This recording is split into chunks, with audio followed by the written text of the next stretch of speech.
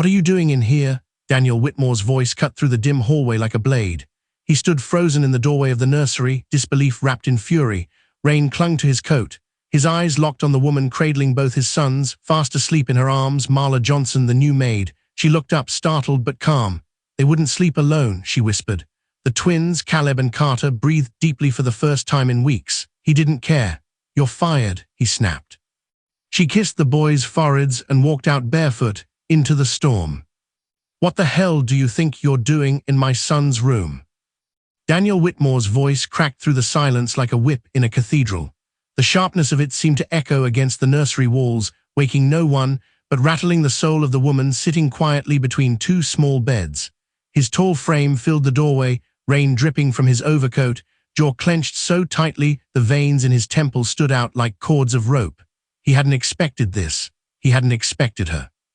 Marla Johnson looked up slowly. Her eyes, steady and dark, met his with calm, not shame. There was no trace of panic in her face, no embarrassment. She didn't jump to her feet or scramble for explanations.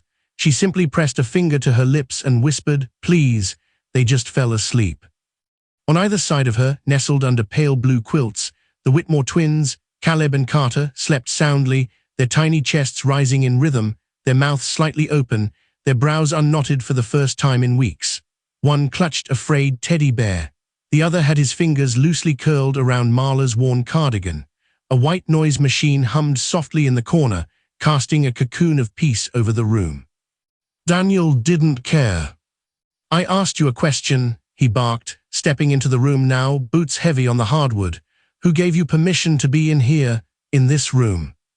Marla stood slowly, carefully unhooking the twins' tiny fingers from her sweater so they wouldn't stir. "No one gave me permission," she said gently, but Carter woke up screaming from another nightmare. Caleb followed, trembling. "They asked me to stay, just for a while." Daniel's face flushed with anger, his grief, his exhaustion, his guilt, all of it boiled over in that instant. "You're the maid, not the nanny," he spat. "You're not family, you're not even trained." He didn't give her time to respond. His hand moved before his brain could stop it. The sound of the slap wasn't loud, but it cut through the room like a blade. Marla's head snapped to the side, her cheek flaring red beneath the impact. She staggered back one step, bracing herself on the nearby dresser, breath knocked from her lungs.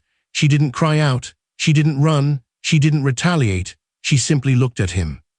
The way she looked at him will haunt Daniel Whitmore for the rest of his life. There was no hatred in her gaze, no accusation. Only a deep, hollow ache, like she had seen men like him before, raging, rich and wrong, and had survived them anyway. "You're fired," Daniel hissed. "Pack your things, get out of my house, now." For a moment it looked like she might say something. Her lips parted slightly, but the words never came. Instead, she turned her head toward the sleeping boys, then back to him. Her voice was low. "I stayed because they asked me to, because they felt safe." Daniel's eyes burned. "I said get out." Marla nodded once. No argument, no anger. She bent down slowly and placed a small, folded note on the nightstand between the twin beds. Then, as if afraid to disturb the peace she'd worked so hard to create, she leaned down and pressed a kiss to Carter's forehead. Then Caleb's. Her eyes closed for a brief moment longer than necessary, as though she was saying goodbye to something she hadn't meant to love. She stepped out of the nursery barefoot, shoes in hand. Daniel didn't stop her. Downstairs, the housekeeper, Mrs. Dalton, stood in the hallway, frozen as Marla passed. The red mark on Marla's cheek said everything. Her silence said the rest. Mrs. Dalton's voice trembled. "What happened?" Marla didn't answer. She just opened the heavy oak front door, stepped into the drizzle, pulled her coat tighter, and disappeared down the gravel path without looking back. The door shut behind her with a soft finality. Upstairs, Daniel stood still in the center of the nursery, fists clenched, chest heaving. It wasn't until the silence settled, deep and unfamiliar, that he realized something was different. There was no crying, no screaming, no glass-shattering shrieks or phantom shadows on the baby monitor. Just peace. He moved toward the beds, cautiously. Caleb's brow was relaxed, his limbs loose. Carter had rolled onto his side and was sucking on his thumb, the teddy bear tucked against his chest. Their breathing was even. No tossing, no murmuring, no fear. Daniel swallowed. His throat ached. 14 professionals had failed. 14 therapists, behaviorists, sleep coaches, nannies. Some lasted days, others barely a shift. Each one left behind a longer list of triggers, anxieties, medication suggestions, coping charts. And yet Marla Johnson, quiet, soft-spoken, uncredentialed, had managed to soothe them both. And he had slapped her. He sank onto the edge of Caleb's bed, elbows on his knees, hands dragging down his face. The shame spread through him like cold ink in warm water, slow but unrelenting. That's when he saw the note. It was small, folded once. Her handwriting was careful, neat. He opened it with shaking hands. If you can't stay for them, don't scare away the ones who will. There was no signature. He read it again and again. His reflection stared back at him from the dark nursery window, rain sliding down the glass, casting shadows across his face. He looked like a stranger, like a man drowning in silence and calling it control. Down the hallway, Mrs. Dalton was still standing at the top of the stairs. She had known Marla only a few weeks, but the way she looked at Daniel now, disappointment mixed with something quieter, sadder, made his insides twist. "Sir," she said gently, she didn't touch a thing in there, just sat with them, read them a book, hummed something low, brought Carter back in when he had a nosebleed. Daniel didn't respond. "She stayed because they asked her to," Mrs. Dalton said, "and because no one else ever did." The gate outside creaked closed. The silence returned, but this time it wasn't just the quiet of sleep. It was emptier, heavier, like something sacred had been lost. Downstairs, the lights in the kitchen flickered softly. The echo of Marla's footsteps no longer rang through the halls. The scent of her lavender balm still lingered faintly in the air. Daniel sat there, motionless, guilt coiling around his ribs like barbed wire. The boys slept on, peaceful, oblivious to what had just been shattered. And for the first time in weeks, Daniel Whitmore realized he didn't fear the noise. He feared the quiet. Because the woman he had just driven away hadn't just cleaned his house. She had cleaned the air. She had made his sons feel safe. And now she was gone. The Whitmore mansion was built for silence. Thick walls, long hallways, doors that shut soundlessly on brass hinges, every window double-glazed to keep the noise of the world at bay. But after Rebecca Whitmore died, silence no longer meant peace. It meant screaming behind closed doors. It meant two boys, only 5, curled up in opposite corners of their nursery, flinching at shadows. It meant Daniel sitting in the master bedroom, eyes glazed over, while chaos echoed down the halls he could no longer control. The twins stopped sleeping the week after the funeral. Carter would wake in tears, crawling under his bed to hide. Caleb would follow, whispering stories only his brother could understand. They had their own language, one built from shared fear. A nurse once described it as trauma bonding. Daniel didn't remember her name. She lasted 2 days. Therapists came and went, the best money could buy. One recommended soft classical music and weighted blankets. Another suggested aromatherapy diffusers and affirmations. Daniel installed both. He bought 6 diffusers, one for each room the boys might wander into. The house began to smell like expensive lavender and quiet desperation. He upgraded the baby monitors, added motion sensors, replaced the nanny cam with a full surveillance system controlled from his tablet, but even with eyes on every room, he still felt blind. Every alert, every cry through the speaker sent his heart into overdrive. His chest felt like it was made of glass, always cracking, never breaking completely. The nannies followed a familiar rhythm. Day 1, enthusiastic. Day 2, overwhelmed. Day 3, quitting or quietly begging to be reassigned. One, a woman with degrees from 2 Ivy League schools, left in tears after Carter screamed the entire night and threw a toy truck at her face. "They don't need another nanny," she said. "They need their mother." Daniel hated that word, need. It implied failure. It implied he wasn't enough. The last nanny before Marla had lasted 6 hours. 6. She hadn't even unpacked her suitcase. The housekeeper, Mrs. Dalton, had stayed, not because she had to, but because she'd known Rebecca. She was the only employee who still called Daniel Sir without fear or flattery. That morning after Marla's departure, Mrs. Dalton stood in the kitchen folding napkins with slow, deliberate hands. She was waiting for Daniel to come downstairs, waiting to say something she wasn't sure he'd want to hear. When he entered, he looked rougher than usual, tie askew, eyes sunken, hands still faintly red from the slap. He didn't speak. "She didn't take her pay," Mrs. Dalton said finally, nodding toward the envelope still on the counter. Daniel picked it up without looking, "Then mail it." "She won't cash it," Mrs. Dalton replied. "You know that." He did, somehow, he knew. "She didn't have to go into that room," the older woman continued. "No one asked her to. She did it because they were screaming, because no one else came." "I was on a call," he said, the words dry in his mouth. "They were screaming," she repeated. He didn't argue. Instead, he poured himself a cup of coffee that he didn't drink, then stared out the window toward the rain-slicked driveway. The gates had closed behind Marla not even 12 hours ago, but her absence hung over the house like fog.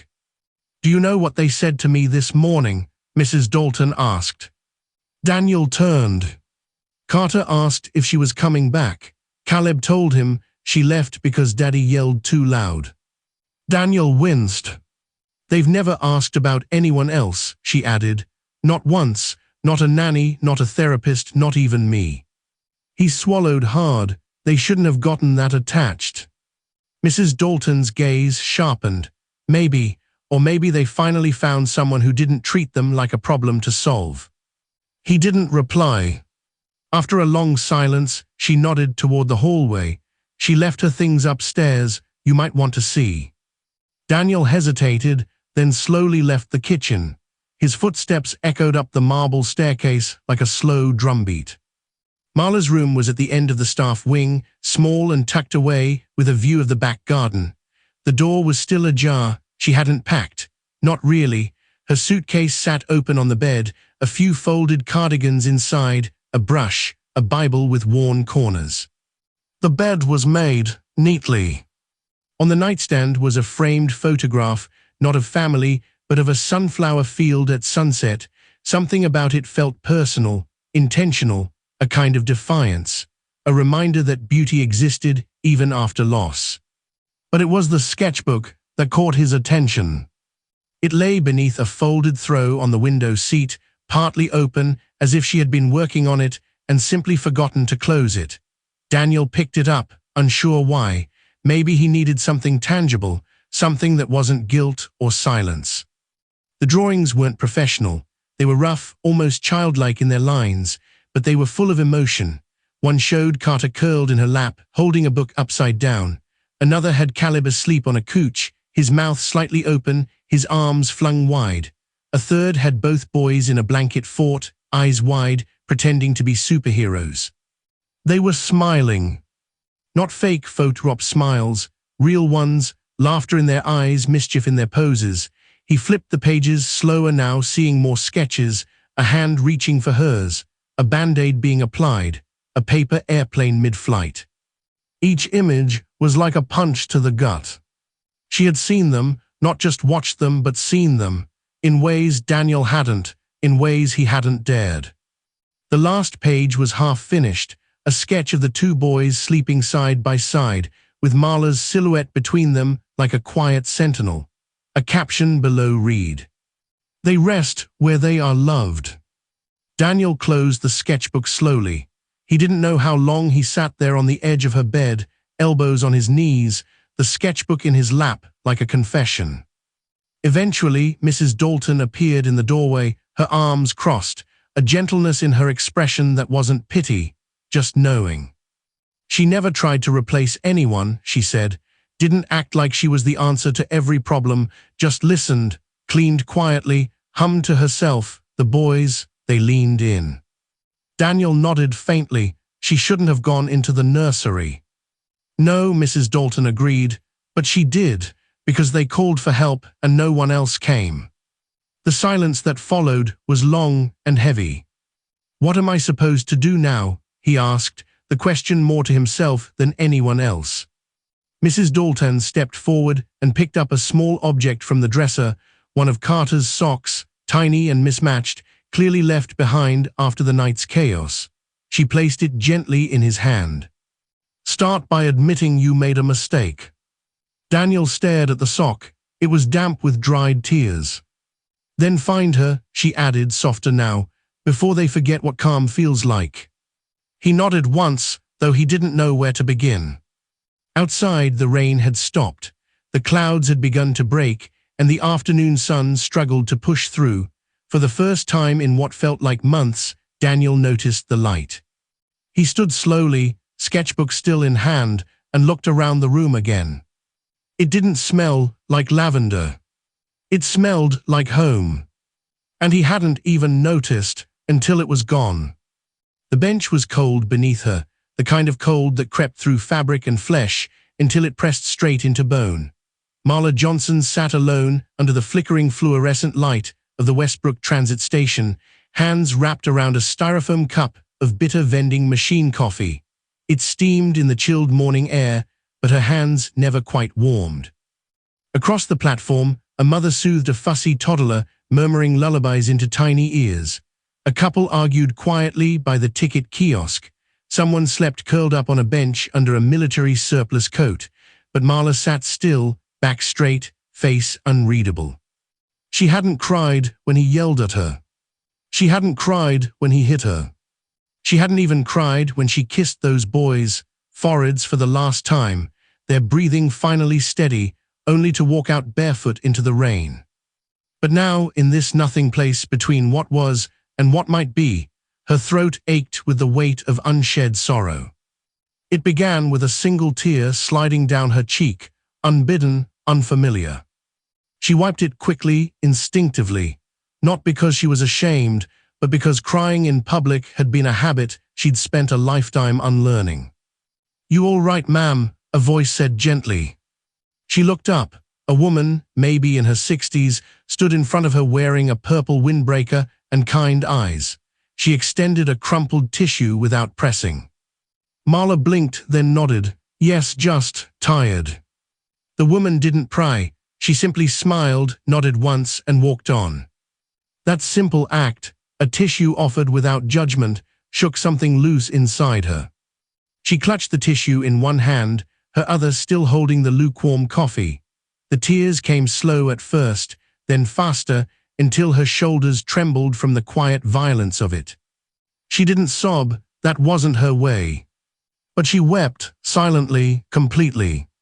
Because she had stayed. Because they had begged her not to leave. Because she had found something she didn't know she was still looking for, and lost it again in a single slap. The bus wouldn't arrive for another hour.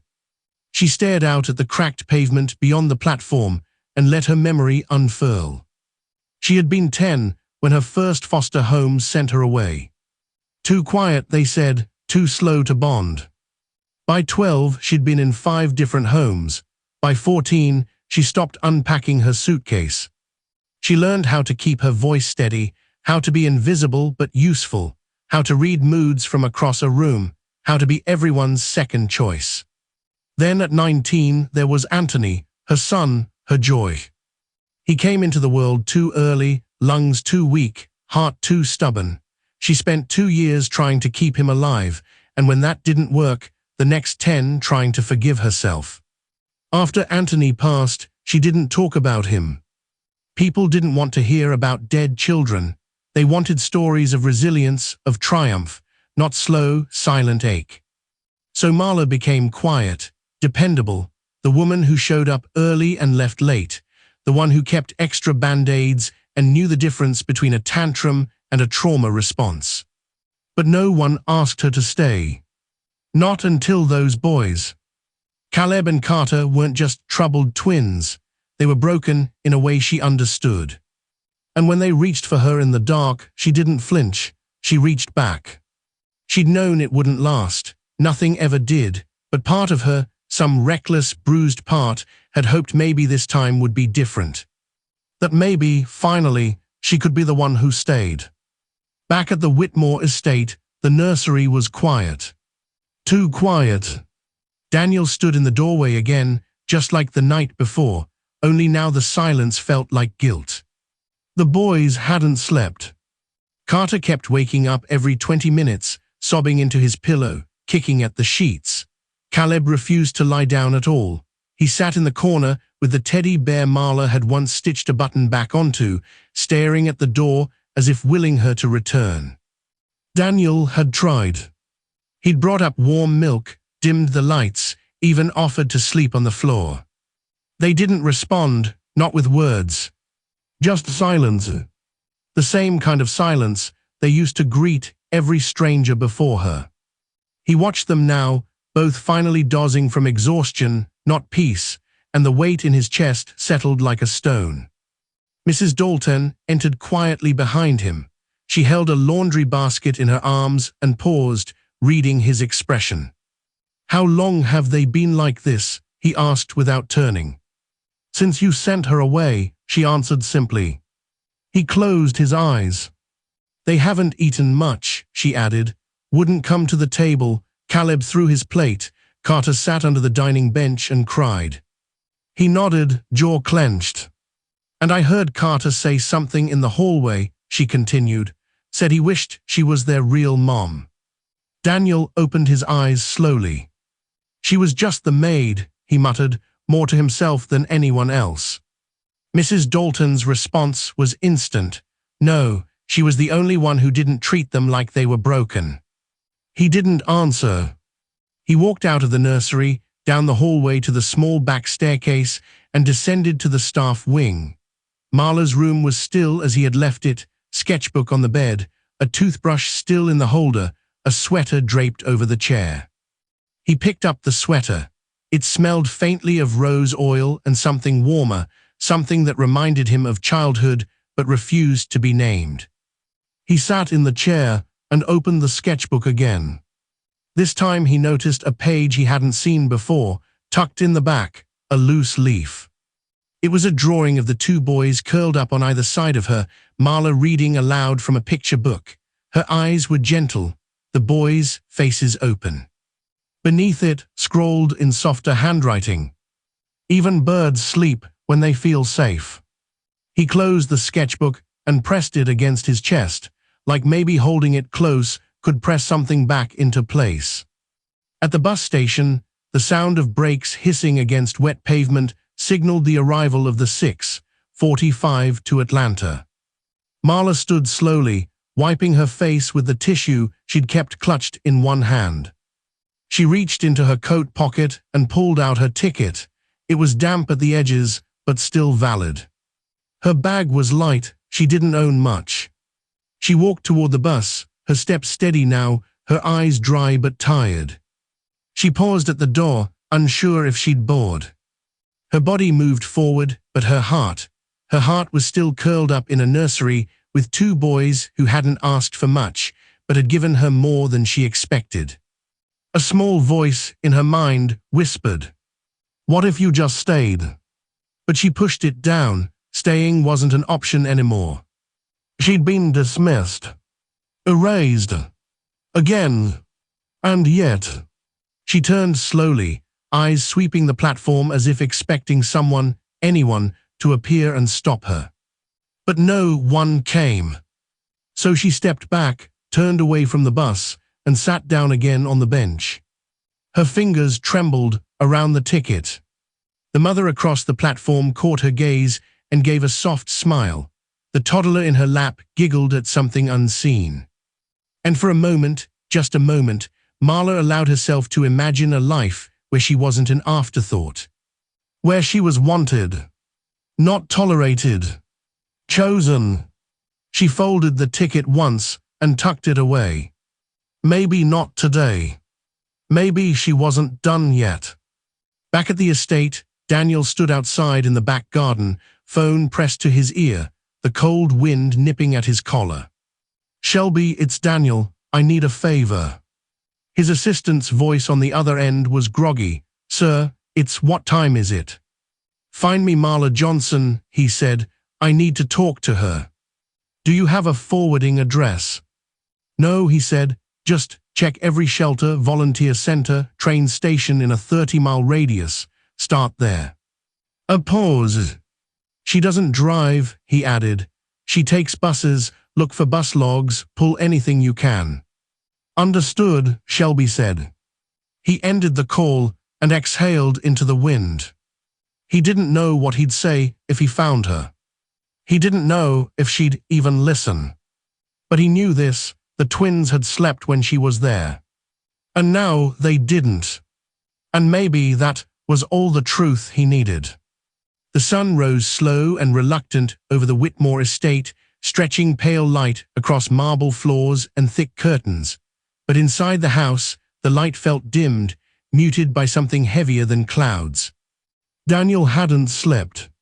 The boys had finally drifted off around 3:00 a.m., worn down by crying, not comfort. Even then, their sleep was restless. Carter kept murmuring in half-sentences. Caleb clutched the teddy bear to his chest like it might vanish if he let go. The silence in the house was not peace, it was aftermath. And Daniel stood in the kitchen, unsure of how to start a morning that didn't deserve to begin. He had told the staff to take the day off. He didn't want Mrs. Dalton looking at him like that again, like he was a man who didn't know his own children. The fridge hummed softly. The coffee maker blinked, waiting. The countertop gleamed like it always had, but it all felt artificial, like a showroom version of a life he hadn't earned. He reached for a pan he hadn't used in months. It was heavier than he remembered. Upstairs, Carter sat on the bedroom floor, picking at the edge of a blanket. Caleb was lying on his stomach, feet swinging behind him, drawing something with broken crayons on the back of an old invoice Daniel had left near the desk. "She's not coming back," Carter said. Caleb didn't respond. "I think she got in trouble," Carter whispered, "because we asked her to stay." Caleb pressed harder into the paper, the crayons snapping. "Do you think he got mad?" "I heard him yell," Carter said. "You did too." Caleb looked up slowly. "Do you think he hit her?" he asked. The question hung in the room like smoke, thick and dangerous. They were 5 but not stupid. They knew what fear felt like. They knew what silence meant. A knock on the door pulled them from their thoughts. Daniel stepped inside, still in his shirt from yesterday, the collar wrinkled, sleeves rolled to his elbows. His eyes were bloodshot but focused. "I made breakfast," he said. The twins stared at him. "Pancakes," he added, like the word might fix something. Still, neither boy moved. "I thought maybe we could eat together," he said. Caleb stood first, but slowly. Carter followed, dragging his feet. They walked behind Daniel down the stairs, saying nothing. The kitchen smelled like syrup and overcooked batter. He had tried. The table was set, 2 little plates, forks shaped like rocket ships from a forgotten drawer, a pitcher of orange juice sweating slightly beside the butter dish. It wasn't perfect, but it was more than he'd ever done. The boys sat down quietly. He placed pancakes on their plates. Then Caleb looked up. "Did you hit her?" Daniel froze. The spatula hovered over the pan. "What?" Carter looked at his brother, then at their father. "Did you yell at Miss Marla?" Daniel turned off the stove. He walked slowly to the table, sat down, and folded his hands together. "Yes," he said, "I yelled." "And hit her?" Caleb asked again, this time more directly. Daniel hesitated, then nodded. A sharp breath came from Carter. Neither boy cried. They just turned away. That somehow hurt worse. Daniel leaned forward. "It was okay, I wasn't right. I was angry, I thought." He stopped himself. What could he say? That he thought she didn't belong, that her being there threatened his pride more than it threatened their safety. "They asked her to stay," Carter whispered, voice shaking. "We asked." I know, Daniel said. Caleb stared at his plate. You made her leave. I did, Daniel admitted. They didn't respond. The silence returned, but it was no longer unfamiliar. It was expectation. They were waiting for change, for proof that something was different. I want to fix it, Daniel said quietly.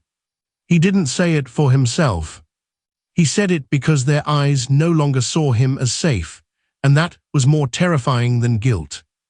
Across town, in the basement of a community center that still smelled faintly of cleaning chemicals and crayons, Marla stood in front of 6 teenage girls, each with a notebook and a defensive stare. The walls were painted bright yellow, as if color could erase what each of them carried inside. Marla stood by the whiteboard, marker in hand, heart pounding. She had offered to volunteer again, said it was temporary, just until she figured things out. But truthfully, this was the only place she could breathe. The only place where pain wasn't a problem to be fixed, but a language spoken fluently. She wrote a sentence on the board, write what you needed to hear when you were 10.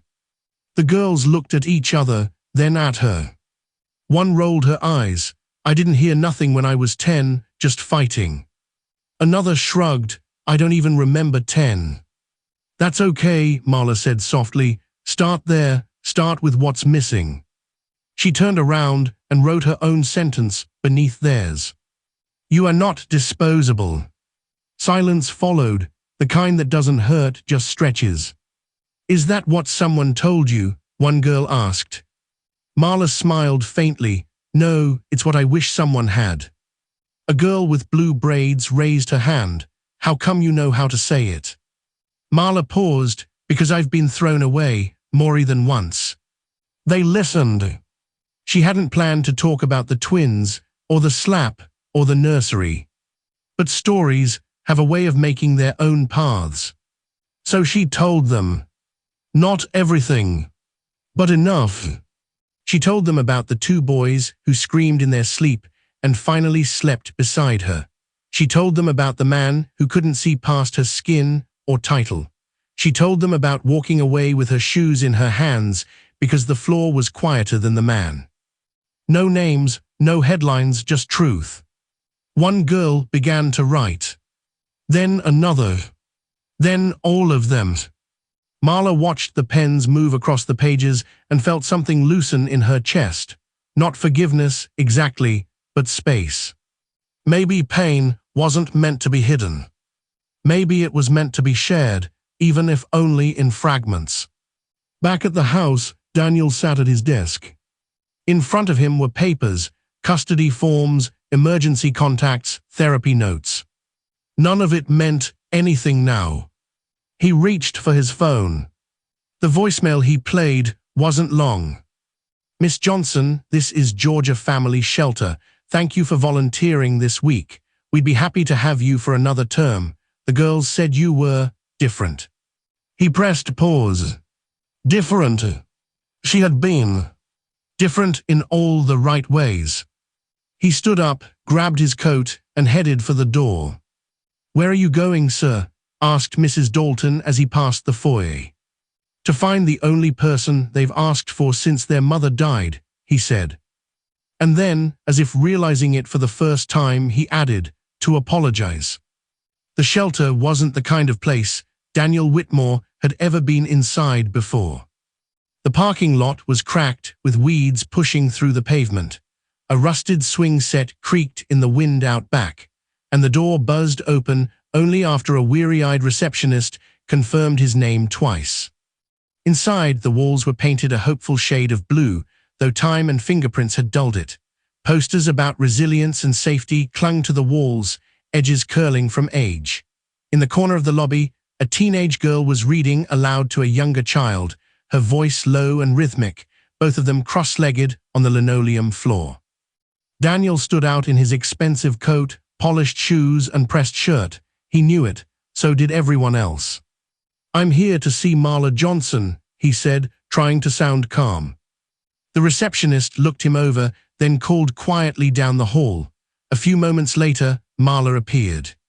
She didn't flinch when she saw him. She didn't smile either. She stood in the hallway like a statue carved from stone and silence. Her arms were crossed, her hair tied back, no makeup, no warmth. He took a breath. "I came to say I'm sorry." She didn't respond, just raised an eyebrow slightly. "I was wrong about everything," he continued. "About you, about the boys. I was angry, scared, and You hit me," she said flatly. The words landed with the weight of truth. "I did," he said, "and I hate that it happened."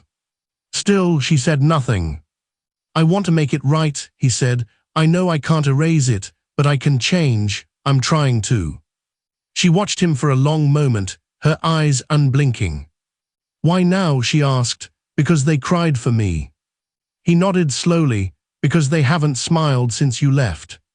For a moment, her face softened, just a flicker, but it was there. Still, her voice was steady. "And what? You want me to come back and pretend it never happened?" "No," he said. "I want you to come back and help me build something better." She inhaled through her nose, considering him like a chess piece she wasn't sure she wanted to move. Then she said, "I'll come back under conditions."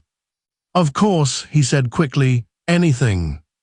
She stepped closer, her voice firm. "No cameras, no surveillance in the bedrooms. If I'm there, I'm trusted." He nodded. "Done." "Dinner is at the table, every night. No staff serving, no phones, no distractions, just conversation, and you eat with us." "Agreed." "The boys help write the house rules. I don't care what your lawyers say. Their voices matter." "Yes."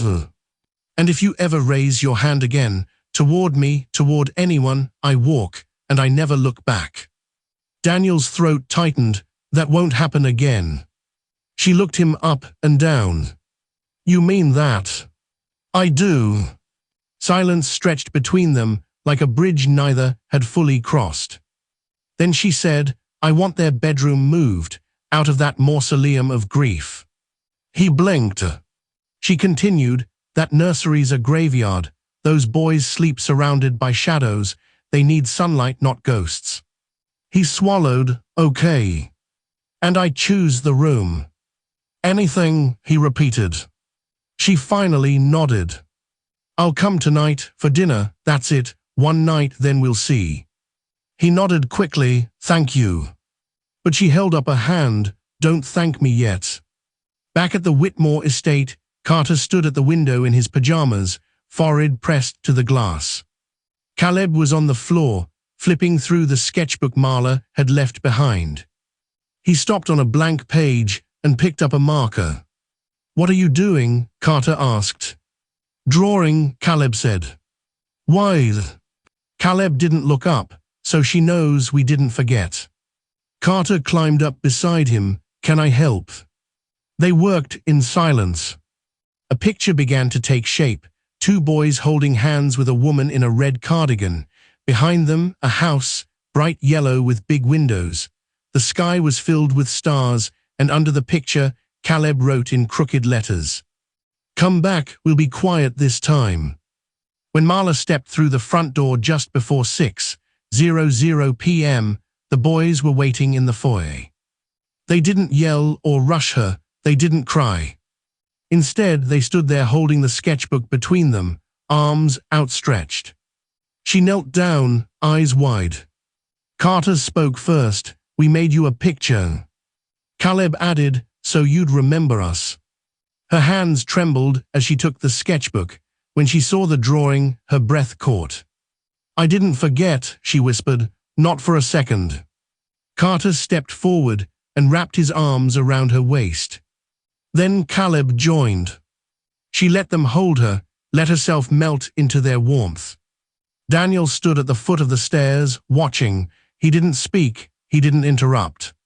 For once, he knew the moment wasn't his. Dinner was a strange, wonderful affair. The dining room was too formal, so they ate in the breakfast nook instead, something Daniel had never done. The boys sat on either side of Marla. Caleb told her about the bird they saw outside that morning. Carter asked if she'd still hum the bedtime song. Daniel listened, really listened.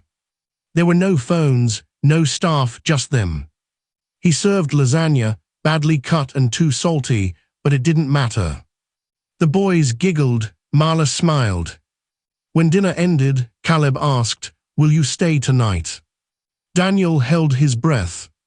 Marla looked at him. He didn't answer for her. "I'll sit with you until you fall asleep," she said softly. "Then we'll talk about tomorrow." The boys nodded, satisfied. Daniel walked her to the door after bedtime. She turned to him, coat folded over her arm. "You meant what you said?" she asked. "I did." She nodded once. "Then I'll come back in the morning," she said, "and we'll see if this house can finally feel like a home." The old rules were still taped to the side of the pantry, printed in a sterile serif font, laminated and framed like corporate policy. No roughhousing indoors. Meals must be supervised by staff. No unauthorized entry into restricted rooms. Quiet hours begin at 7:30 p.m. Nannies and staff are not permitted in children's bedrooms after 8:00 p.m. Marla stood in front of the list on her third morning back and gently peeled the page from the wall. It came off clean, without resistance. The paper fluttered into the recycling bin like it had been waiting to be dismissed. "That's not how homes work," she said under her breath. Behind her, Carter peeked in from the hallway. "Miss Marla." She turned, softening. "Come here, baby." He tiptoed in, barefoot in mismatched socks, his sketchbook clutched under one arm like a security blanket. "Are we doing the rules today?" he asked. She nodded. "Yes, but these ones we write ourselves." Caleb entered next, dragging a red plastic chair behind him with a loud squeak. "I brought the markers," he said proudly. Marla clapped once. "Perfect, go grab your dad, we're all writing them." Caleb paused. "Even Daddy." "Especially Daddy." Daniel was in his office, scrolling through a long chain of emails about merger terms and legal updates, none of which felt urgent anymore, not compared to the sound of tiny footsteps running toward his door. "Dad." He looked up. "What's going on?" "House rules meeting," Caleb said breathlessly.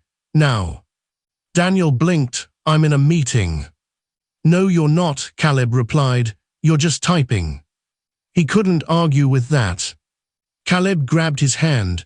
"Marla said everyone writes a rule, come on." 5 minutes later, Daniel stood in the kitchen, surrounded by crayons, a roll of parchment paper, 3 chairs pulled close together, and a lot of very serious eyes. Marla handed him a purple crayon. "No laptops, no phones, no exceptions," she said, with a mock sternness that made him smirk. "Understood." The boys had already written the first 3 rules in crooked, colorful letters. Always knock before going in rooms. No yelling near bedtime. Pancakes every Sunday. Carter had drawn a big red heart next to Rule 3, because pancakes make people love each other, he said. Daniel chuckled. "I'll allow it." "Your turn," Marla said, handing him the parchment roll. "You've got to add something." Daniel hesitated. He looked at the boys, then at Marla. Then he bent over the table and slowly wrote, "Make space for forgiveness, even when it's hard." The room went quiet. Marla blinked once, lips parting slightly as if surprised. Carter leaned in. "What's that mean?" Daniel put down the crayon. "It means when someone makes a mistake, but they try really hard to make it right, you give them a chance." "Like you did?" Caleb asked. Daniel nodded. "Like I hope I'm doing." The boys looked at each other. Then Carter added another rule underneath his heart. "Hugs are allowed when you're sad or scared." He handed the crayon to Marla. Her rule came last. She wrote slowly, carefully, then stepped back. "One story before lights out, every night, no matter what." It was the quiet promise she had given them from the first night they asked her to stay. The rule list was taped to the fridge with 4 magnets shaped like animals: a lion, a penguin, a cat, and a dragon. It wasn't laminated. It wasn't printed. It was crayon and compassion. The rest of the day passed in a kind of gentle rhythm. The boys played in the den while Marla taught them how to fold their clothes and put socks into matching pairs. Caleb grumbled but followed her example. Carter made his socks into puppets and narrated a dramatic love story between left sock and right sock. Daniel stayed nearby, working quietly from his tablet but glancing up often, watching, learning. There was something healing in the ordinary, something sacred in the softness of routine when it was built with love instead of rules. That evening, after the boys had finished their pasta and Carter had eaten 3 garlic knots and declared himself full but emotionally empty, they all sat in the living room watching the fire crackle in the hearth. Caleb leaned into Marla's side. "You didn't forget about story time, right?" Marla smiled. "Never." She pulled a thin hardcover from the bag she brought each day. The book's cover was faded, its pages dog-eared. Daniel recognized it. "Wasn't that?" he began. Marla nodded. "Rebecca used to read it to them. I found it in the back of the bookshelf."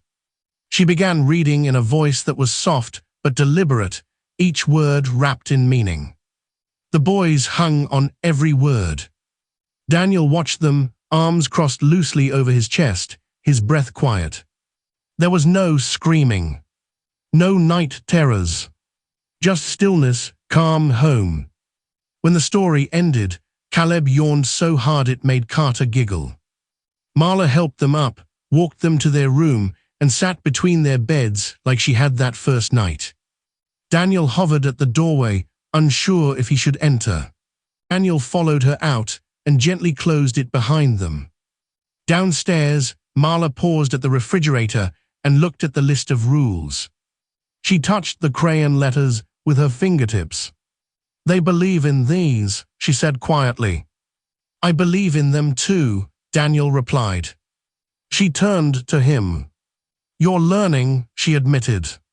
"I'm trying." She nodded once, then reached for her coat. He walked her to the door again, this time not as a stranger or a guest, but as something in between.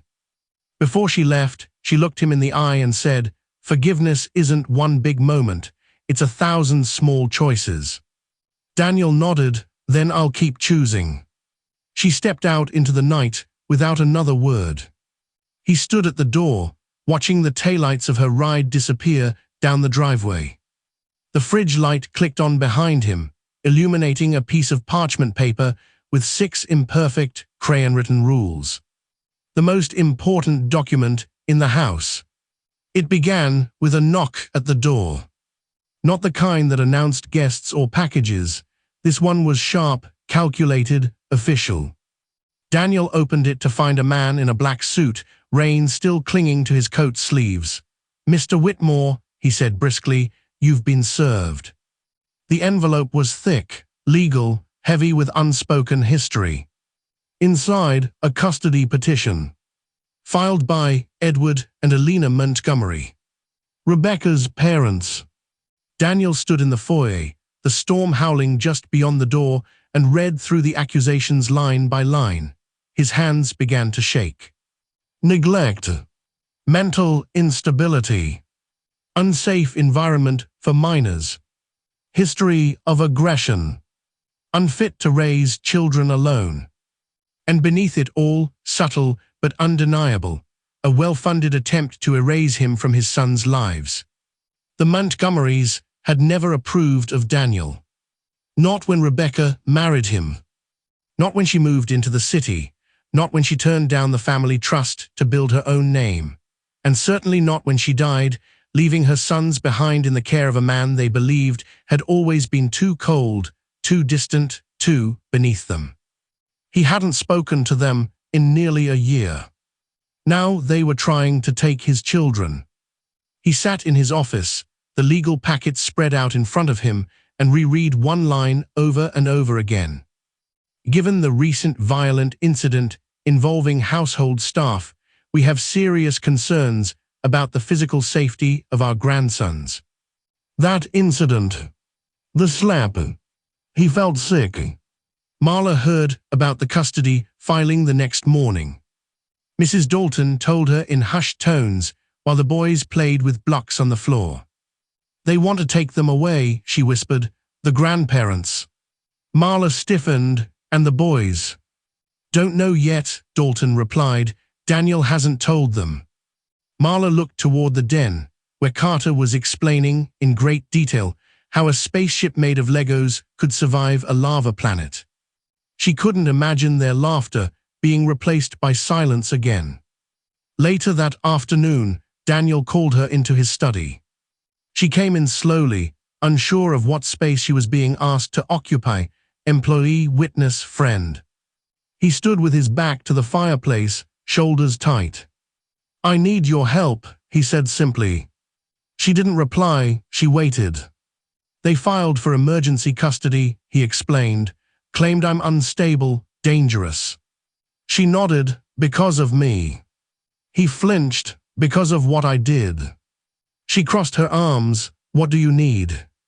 I need you to testify, he said, not for me, for them. I need you to tell the court what you saw, what kind of environment this is.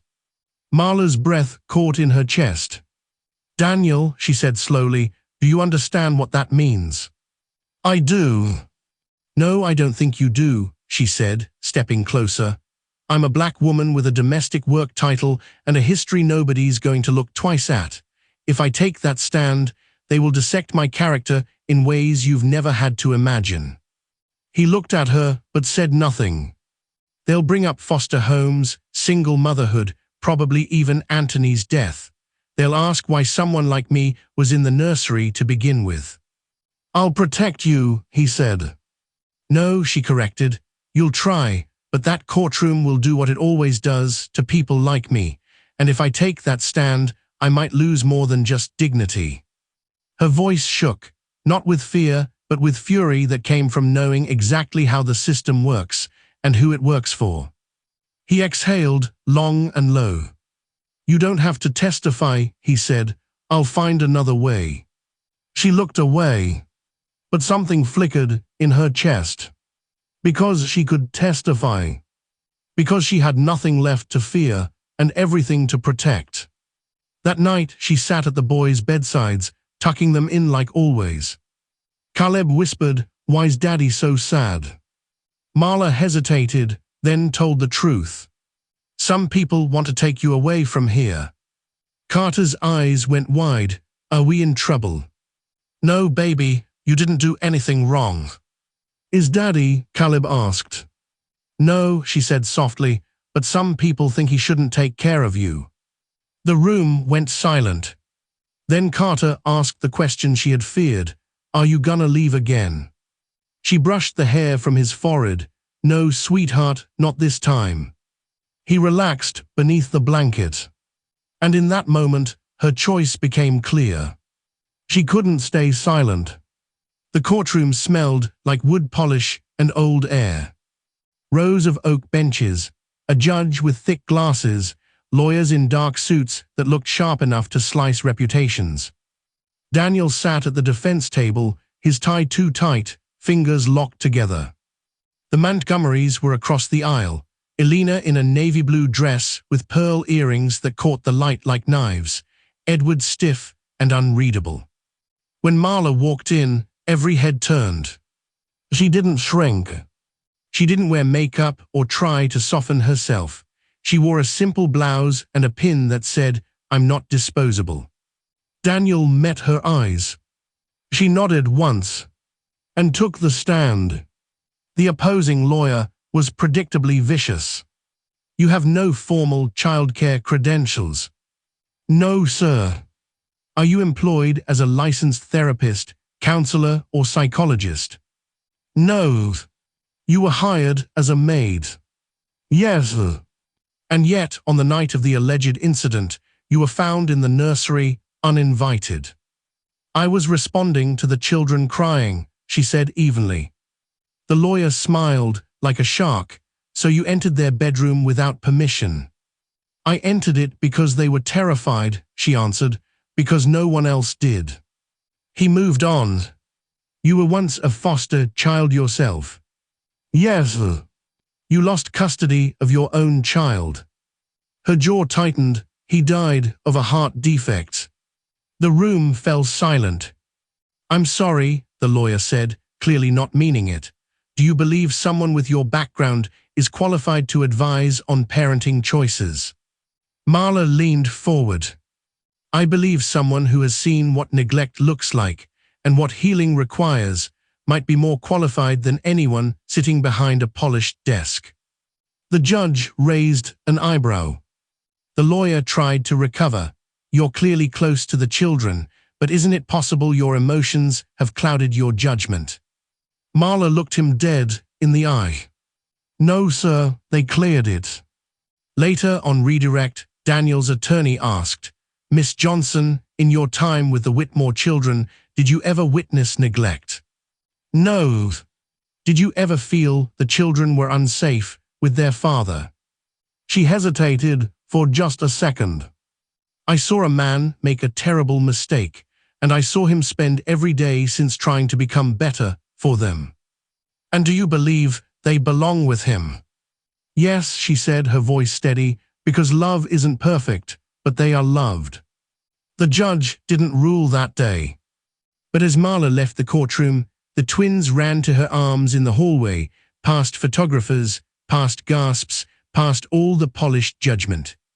She knelt down and hugged them both, their little faces buried in her cardigan.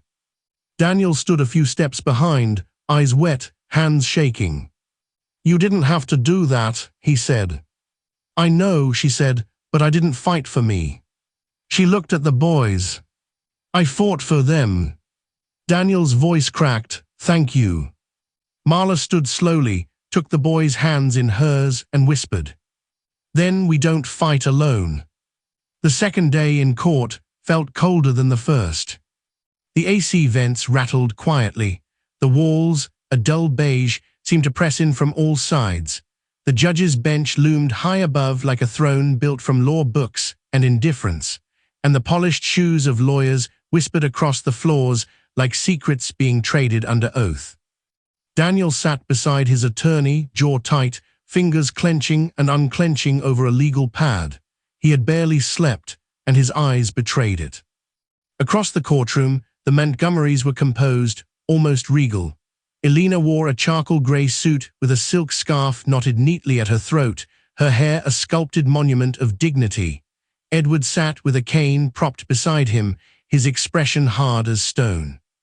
The court was quiet as Elena took the witness stand. She adjusted her glasses slowly and folded her hands on her lap. The prosecutor began with the expected. Mrs. Montgomery, can you describe your relationship with your grandsons? We were present at their birth, she said smoothly. We sent gifts every holiday. We have trust funds prepared for their education. And have you expressed concern about their current home environment? Many times, she said, voice cool but composed. Especially after the tragic loss of our daughter, Rebecca, Daniel has always been emotionally distant, unstable even before she passed. Daniel didn't react, not visibly. But inside, something curled tight. The prosecutor pressed on. And what, specifically, prompted this custody petition? Elena's eyes narrowed.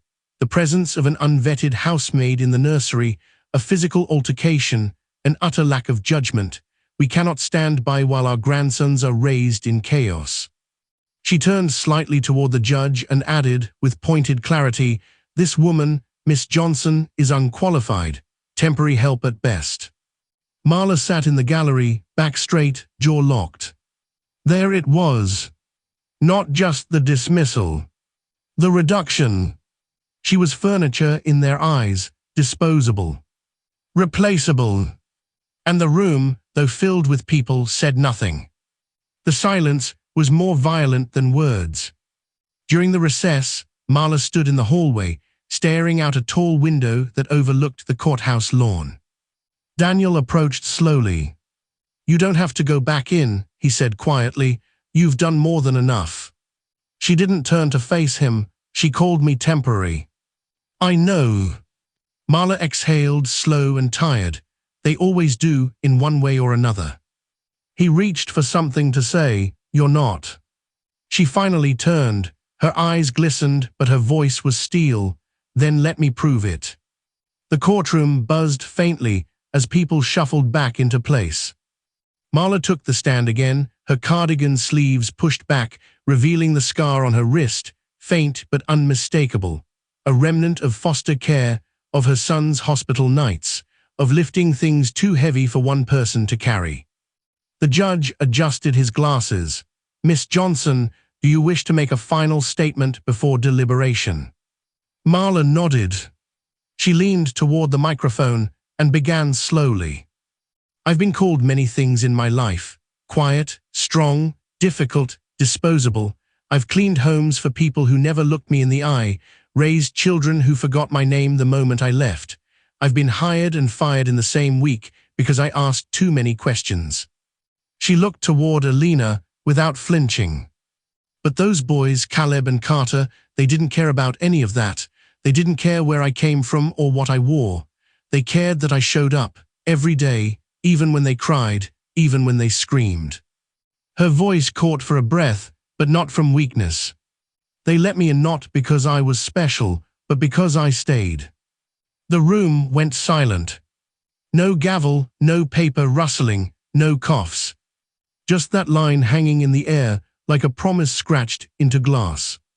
I didn't come here today to prove I'm better than anyone, she said. I came here to speak for two children who finally stopped screaming in the night, not because of me, but because someone gave them stability. And if you take them out of that home now, if you rip them from the one place where healing has finally begun, you won't be saving them. You'll be breaking them again. Daniel stared at her like she was someone entirely new, and yet exactly who she had always been. The judge nodded slowly. Thank you, Miss Johnson. You may step down. Marla left the witness box without another word. She didn't look back. She didn't need to. The judge called the court to order an hour later. His voice was low, deliberate, as he read through the petition details. We have heard arguments from both parties regarding the custody of Caleb and Carter Whitmore, minor children of the late Rebecca Montgomery Whitmore and Mr. Daniel Whitmore. He paused. Daniel's heart thudded in his chest.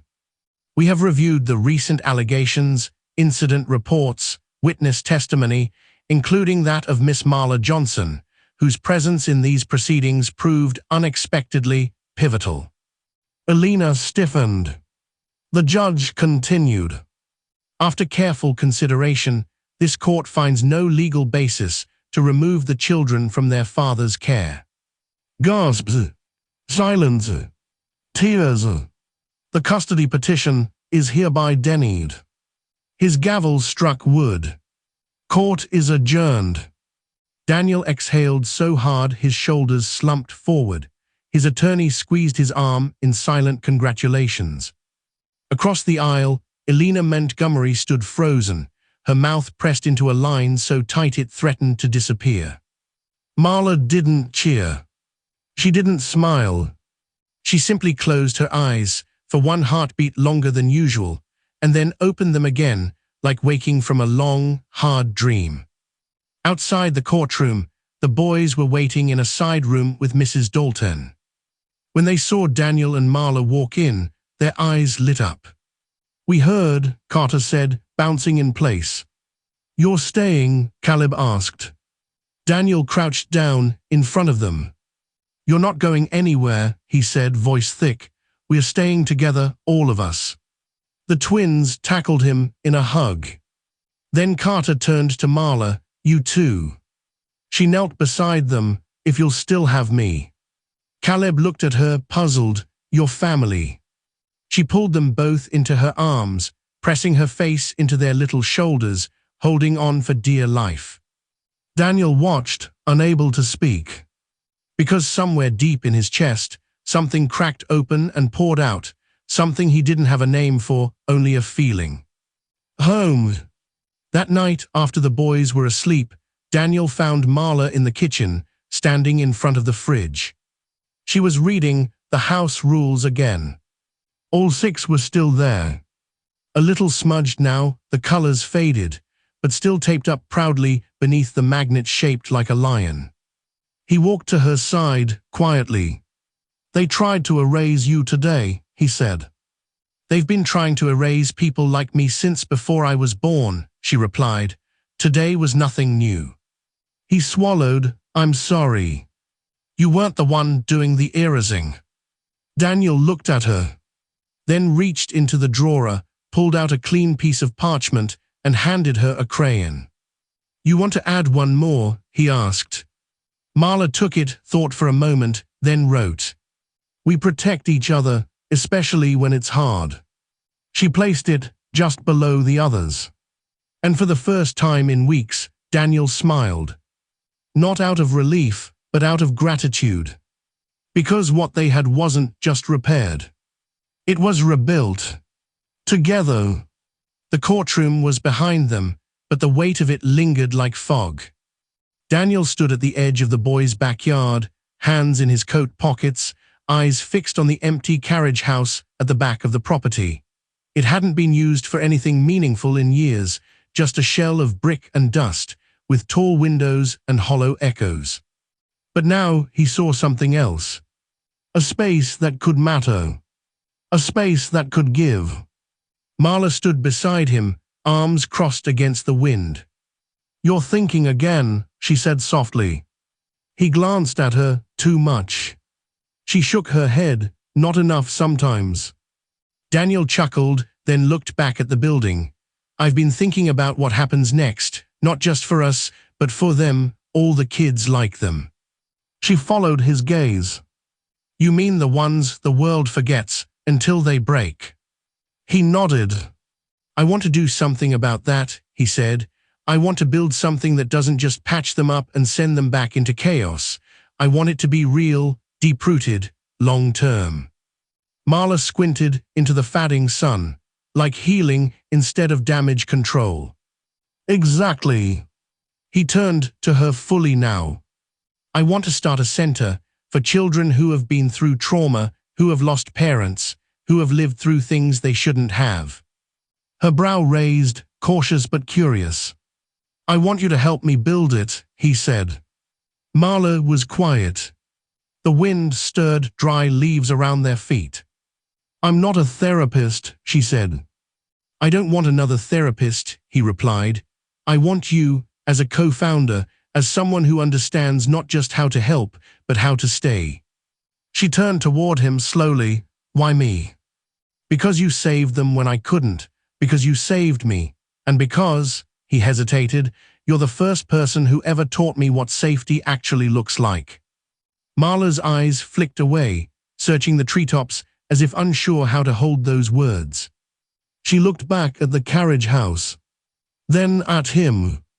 "If we do this," she said carefully, "it's not a charity, not a PR stunt. It won't be. We don't cut ribbons, we don't make speeches, we don't hand out branded teddy bears and call it trauma work." He nodded, agreed. "We do it for them," she said, voice firm, "not for headlines."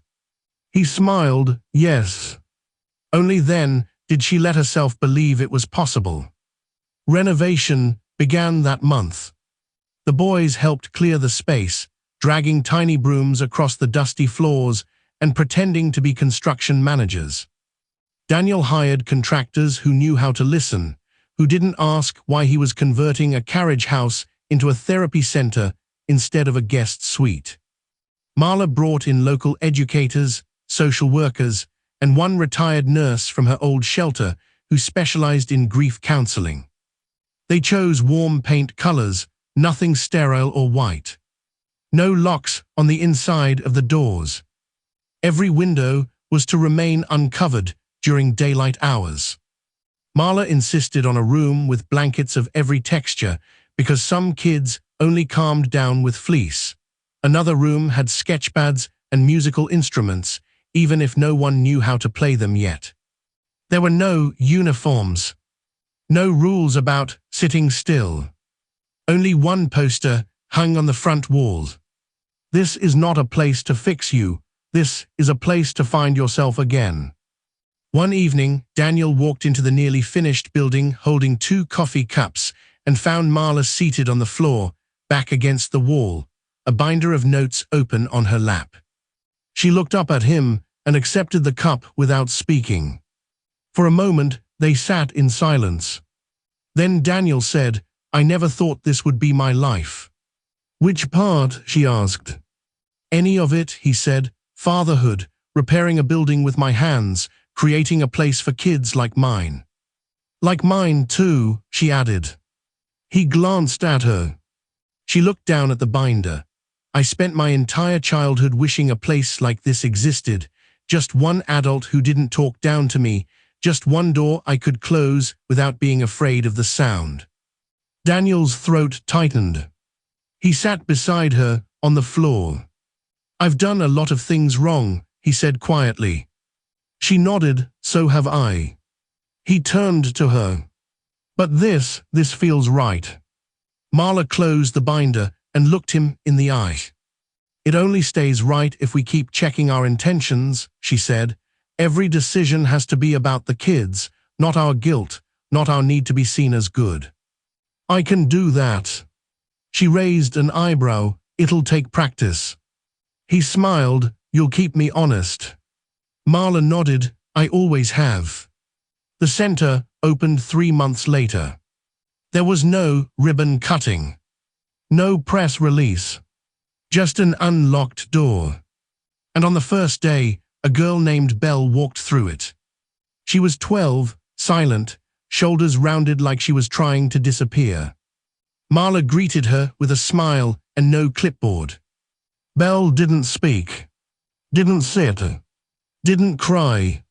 She just stood in the corner and stared at the walls like they might collapse at any moment. Daniel watched from the hallway. "She's been through 4 foster homes in 2 years, Marla explained. "They say she's non-compliant." Daniel frowned. "What's your plan?" Marla shrugged. "Give her space, let her know we're not leaving." For the next 2 weeks, Belle didn't say a word. But she kept coming back. She began drawing birds in the art room, hundreds of them, some flying, some caged, some broken. One afternoon, Daniel saw her rip up a picture and toss it in the trash. He retrieved it later, gently tapping it back together. It showed a bird with bandaged wings. It wasn't flying, but it wasn't caged either. Marla pinned the bird picture to her office wall. Daniel watched her do it. "She's talking," Marla said softly. "Not with words yet, but she's talking." He nodded. "We'll get there," she added. Together, they stood in the middle of the center, no longer just bricks and blueprints. It was real now. A space that could hold pain. A place that could teach strength without shouting it.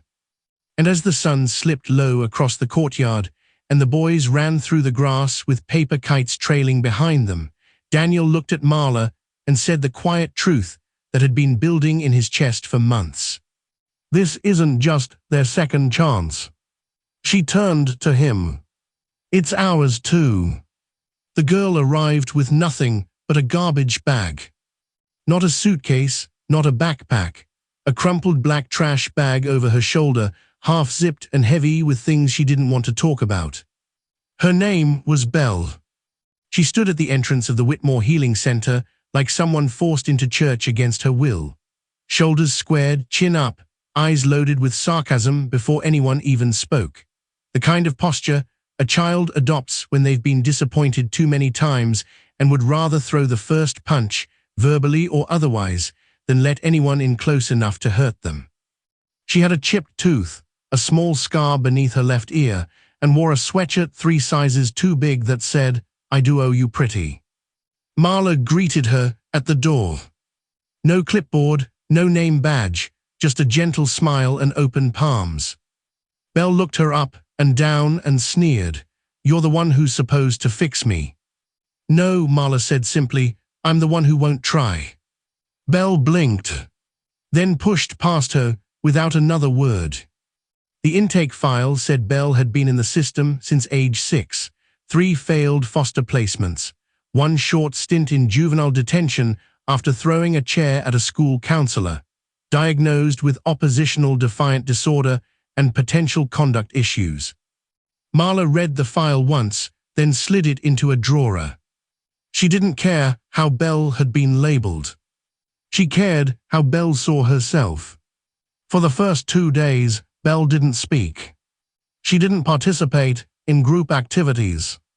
She didn't sit during sessions. She wandered instead like a ghost or maybe a cat, present but always with 1 foot ready to run. Marla let her. She didn't hover. She didn't press.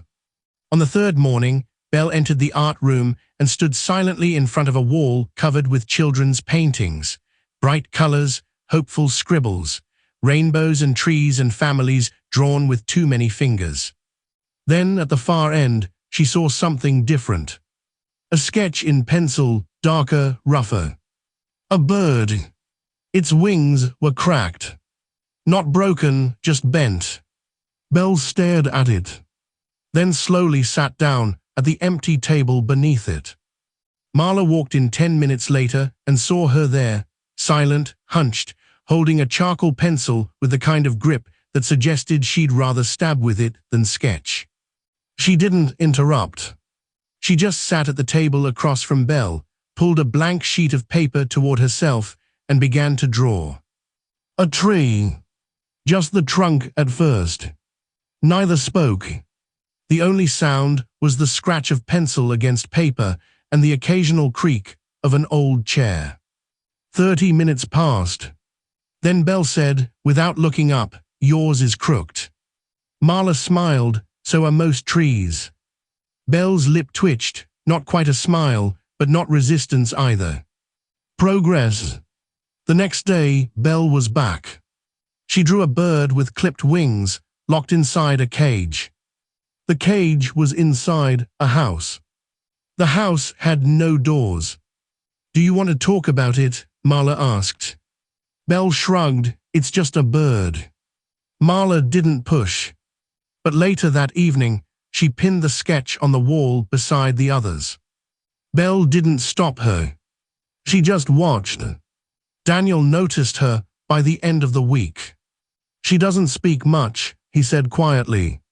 "She's watching," Marla replied, "every minute." "Does she trust you?" "Not yet." He nodded. "But you're staying."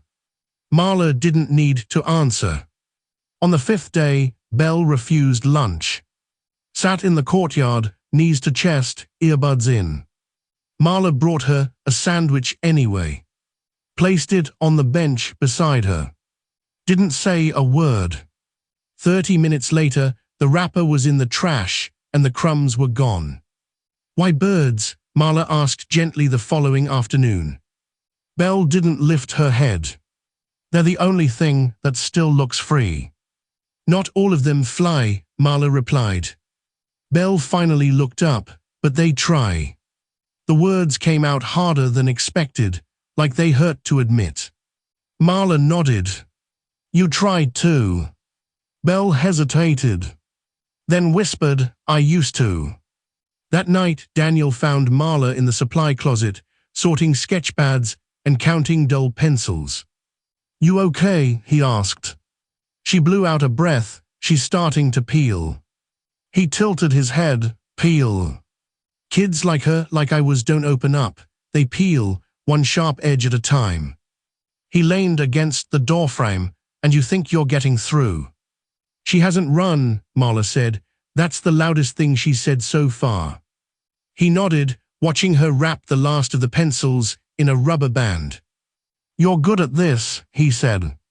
"I'm not good," she corrected. "I'm patient." Then she smiled. "And I know what it's like to want to fly and not remember how." The following week, Belle drew a series of birds, each in a different stage. One with broken wings. One perched on a windowsill.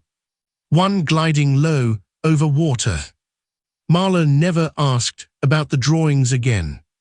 But Belle started leaving them on her desk, unsigned. And Marla began tapping them to her office wall like treasure. The other kids started noticing.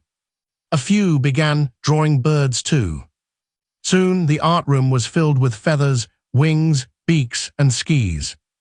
It was no longer just therapy. It was language.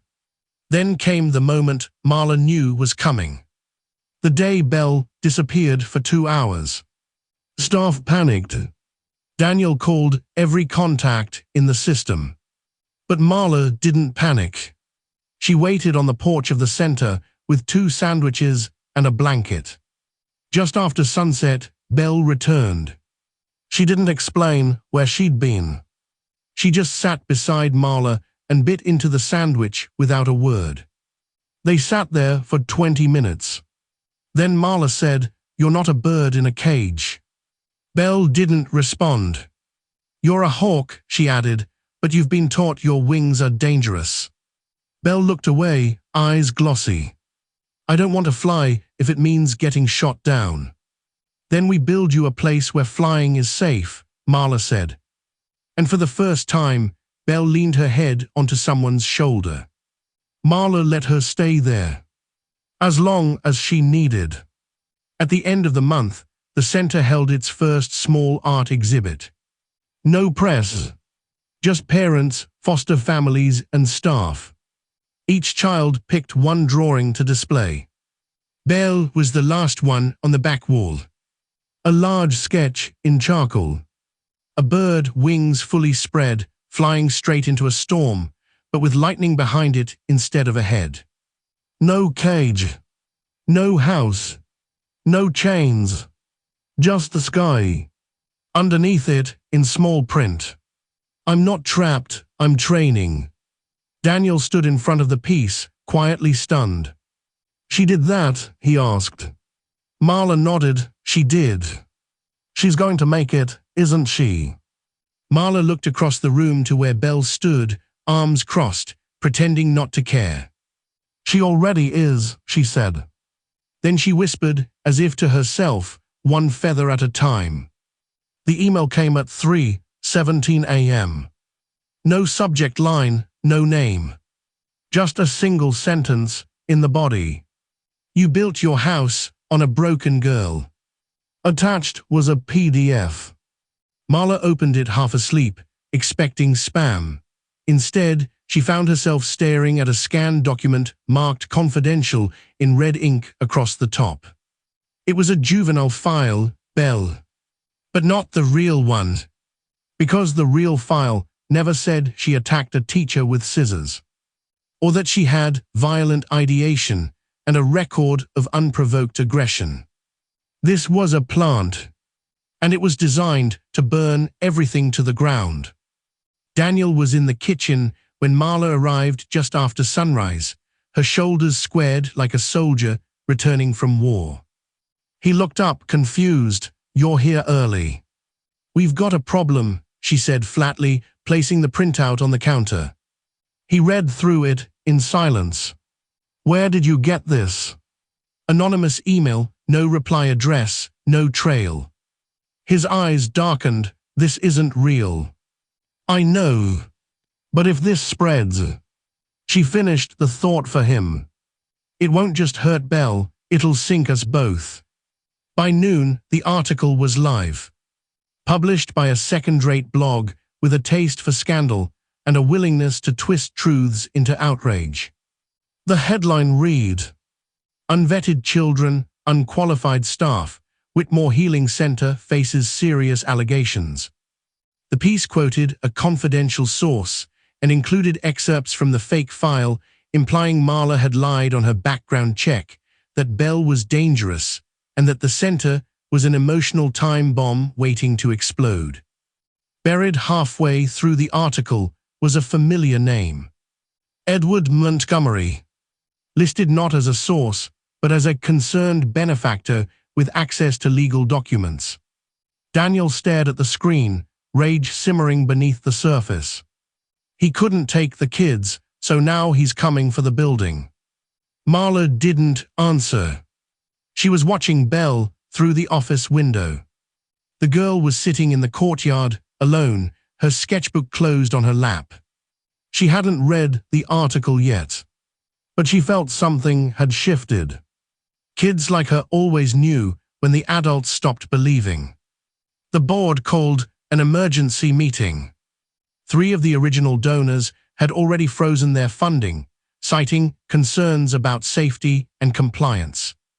The center could survive without them, for now. But the perception, that was harder to fix. Marla sat across from Daniel, her fingers interlaced tightly. "I can resign," she said, "put distance between me and the center." Daniel looked at her like she'd just spoken another language. "You're not going anywhere. If I step down, the board might. You didn't build this to hand it over to people who never stepped foot in it." She looked away. His voice softened. "Don't let them win like that." Later that evening, Marla called Belle into her office. The girl entered with her arms crossed, defiant but nervous. "You saw it?" Marla asked. Belle nodded once. "They think I'm crazy." "No," Marla said. "They want people to think you're dangerous, that you're broken." Belle sat in the corner chair and kicked at the leg table. "Maybe I am." Marla walked over, knelt beside her, and pulled the fake file from her drawer. She handed it to Belle. "This isn't you."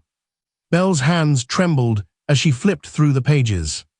"They're trying to erase everything you've worked for," Marla said gently, "everything we've built here." Belle looked up. "Why me?" Marla sat beside her. "Because you're visible now, you stopped hiding, and some people, especially the powerful, don't like when the invisible find their voice." Belle swallowed hard. Then, after a long pause, "What do we do?" "We tell the truth." Belle didn't sleep that night. She stayed in the art room, sketching silently beneath the lamp's soft glow. Wings, feathers, claws. A single word written over and over again: free. The next morning, she asked Marla to help her write a statement. "I want to say it myself," Belle said, "in front of people." Marla blinked. "You want to speak publicly?" Belle nodded. "You don't have to prove anything to anyone," Marla said softly. "I know," Belle replied, "but I'm not speaking for them." She looked at the wall of bird sketches. "I'm speaking for the ones who still think they're caged." They held a press conference in the center's courtyard. No flashy banners. No podium. Just a folding chair, a handheld mic, and 30 curious reporters waiting to tear someone apart. Daniel opened the event with a brief statement. "There's a difference between exposure and truth. Today, you're going to hear the truth from the only person who matters." Then he stepped aside, and Belle stood up. She wore a plain black shirt and jeans. Hair pulled back. No script. Just a folded piece of paper and hands that shook until they found their rhythm. "My name is Belle," she said. "I'm 13. I've lived in 7 houses. I've been called a runner, a problem, a risk." A pause. "I used to draw birds because I forgot how to fly." The silence thickened. "Now I'm learning again." The crowd stilled. Belle unfolded the paper and held it tight. "This place didn't fix me. It didn't try to. It gave me space. It gave me people who didn't look away when I screamed. It gave me a wall to hang my pain on." She pointed toward the art room window. "I'm not dangerous, I'm healing. And if you take this place away from kids like me, you're not protecting the world, you're breaking it." She stepped back. Mic down. Voice steady. And the reporters didn't clap. But they didn't ask cruel questions either. They just watched, as if seeing her for the first time. The article was quietly removed 2 days later. No apology. No retraction. But the funding returned. An anonymous donor doubled it. Edward Montgomery sent a cease and desist letter, then disappeared from the public eye. Marla suspected Daniel had something to do with it. She never asked. Some battles weren't worth retelling once they'd been won. That Friday, Belle walked into Marla's office and handed her a new drawing. It was a nest. Inside, 3 eggs, whole and untouched. Above, a bird, wings stretched wide, watching, not flying. "You're the bird now," Belle said. Marla smiled. "I'm okay with that." Daniel framed the picture, hung it in the main lobby. Below it, a small brass plaque read, "We don't cage potential, we teach it to fly." The first rain after the smear campaign came slow and steady, like a cleansing ritual whispered over the roof. Inside the Whitmore Healing Center, things didn't go back to normal. They moved forward. The article faded from public memory faster than anyone expected, but inside those walls, the scars remained, not as wounds, but as reminders. The kind you traced with your fingers, not to relive the pain, but to remember the survival. Belle stayed. So did the other kids, who had watched her speak like she was carving out her own place in the sky. And when new children arrived, shy and broken, they didn't just meet counselors or therapists. They met survivors. The ones who'd flown before them. Daniel sat at his desk one morning, watching the storm from the large window that overlooked the front lawn. The ground, still rich from months of growth, soaked up the water like a gift. A soft knock broke his thoughts. Marla entered without waiting. "Come see this," she said. He followed her down the main hallway toward the north wing, where the children's art rooms stood. The windows were fogged from the rain, but the wall was clear, new, vibrant, and impossible to ignore. A mural now stretched from floor to ceiling. It showed trees, dozens of them, all different heights and colors, roots twisting together beneath the soil, leaves blending into each other like family. In the center, a single word, hand-painted by Belle in gold letters. "Grow." Daniel blinked hard. "She led it," Marla said quietly, "Belle." He nodded, words caught somewhere in his chest. "It's beautiful," he finally managed. Marla tilted her head. "It's what healing looks like." That evening, Daniel watched the twins play in the courtyard, their laughter echoing off the brick walls. They weren't the same boys from a year ago. They didn't flinch at loud noises. They didn't cry themselves to sleep.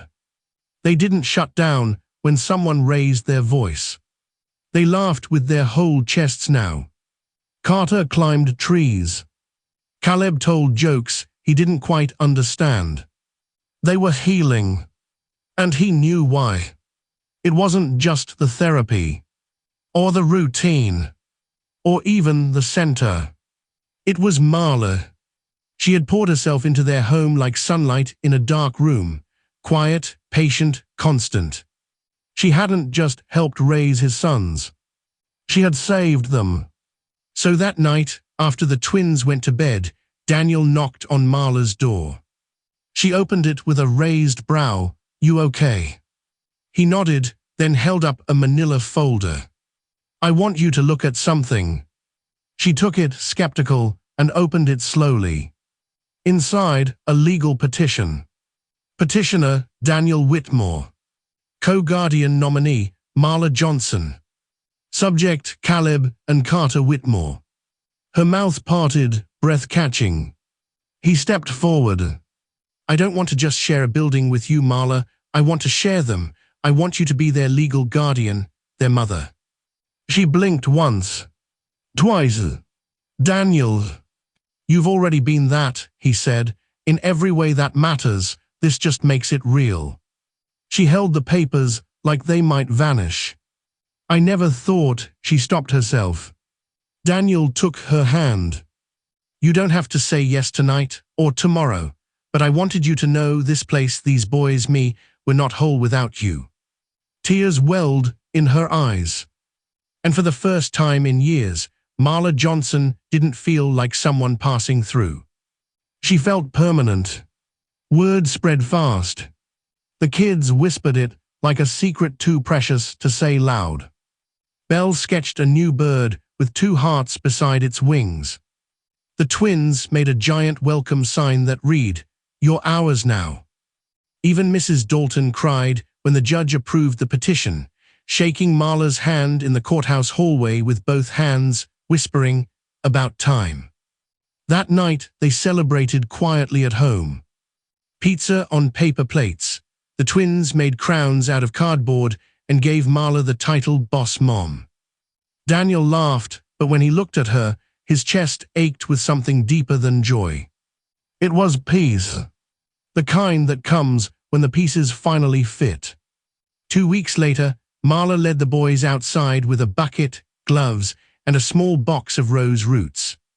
Daniel was already kneeling in the dirt, sleeves rolled up, sweat on his brow. "What are we planting?" Caleb asked. Marla smiled, something strong. Carter wrinkled his nose. "Roses, won't those hurt?" "Sometimes," she said, "but they're worth it." She knelt beside Daniel and dug a hole.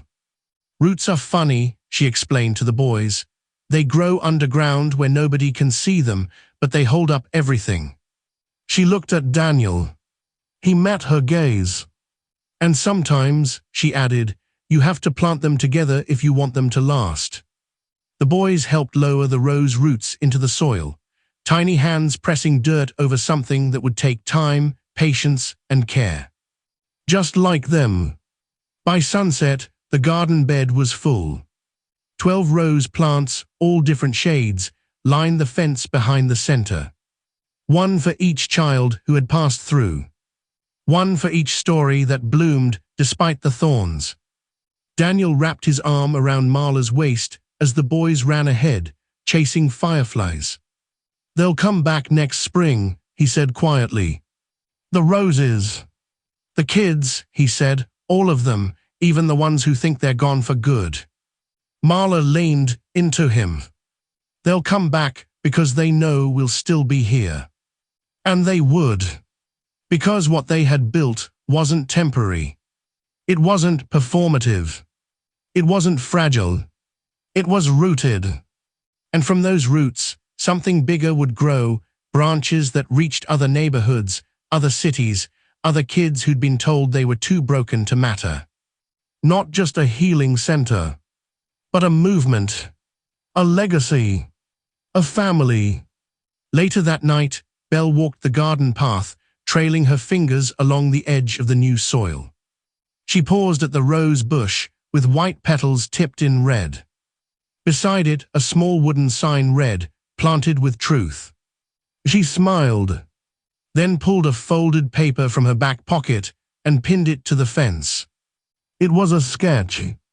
A tree, its trunk split down the middle. But instead of breaking, the crack had been filled with gold. Like the Japanese art of kintsugi, repairing broken pottery with gold to highlight the damage, not hide it. Below the image, she'd written, "We're not strong in spite of the cracks. We are strong because of them." Marla found it the next morning.